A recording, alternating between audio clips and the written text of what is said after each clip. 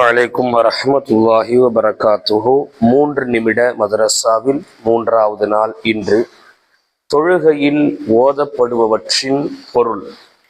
ஒபிஹம்திக, இன்னும் உன்னை புகழ்கிறேன். ஒரு சுன்னத். தொழுகையில் நிலை நிற்பதன் முதல் சுன்னத் கிபுலாவை முன்னோக்கி நேராக தலை குனியாமல் நிற்றல். இரண்டாவது சுன்னத் கால் விரல்களையும் கிபுலாவை நோக்கி வைத்தல் என்று நேற்று சொல்லப்பட்டது. இன்று 3வது சுன்னத் முக்குத்ததியின் தக்பீர். முக்குத்ததி என்று சொன்னால் இமாமை பின்பற்றக்கூடியவர். இமாமை பின்பற்றுபவரின் தக்பீர் தஹரீமா இமாமுடைய தக்பீர் தஹரீமாவுக்கு பின் உடனே நிகழ வேண்டும். இமாமுக்கு பின்னாடி உடனே தக்பீர் கட்டுறது ஒரு சுன்னத். ரொம்ப நேரம் தாமதம் இல்லாம உடனே கட்டுவது ஒரு பெரும் பாவம்.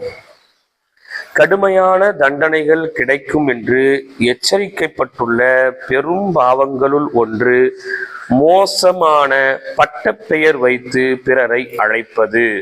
குருடா, நொண்டி, குண்டா என்று பெயர் வைத்து கூறப்படுவதை போல்.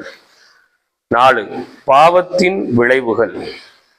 பாவங்களினால் உலகிலே ஏற்படும் நஷ்டங்களுள் ஒன்று பாவம் செய்கிறவனுக்கு அல்லாஹ்வின் மீது ஒருவிதமான வெறுப்பு ஏற்படும். 5. வணக்க வழிபாடுகளால் ஏற்படும் நன்மை. அல்லாஹ்வுக்கு கட்டுப்பட்டு நடந்தால் உலகிலேயே கிடைக்கும் லாபங்களுள் ஒன்று சகல சிரமங்களும் கஷ்டங்களும் நீங்குகின்றன. எல்லா விதமான நெருக்கடிகள் இடர்களை விட்டும் அல்லாஹ் காப்பாற்றி விடுகிறான். நீங்க செய்யக்கூடிய இன்னொரு வேலை என்னன்னா, இந்த 3வது நாள் பாடத்தை மட்டும் பார்க்க கூடாது. முதல் நாள் பாடம், 2வது நாள் பாடம், 3வது நாள் பாடம், அப்படி பார்த்தாதான் புரியும்.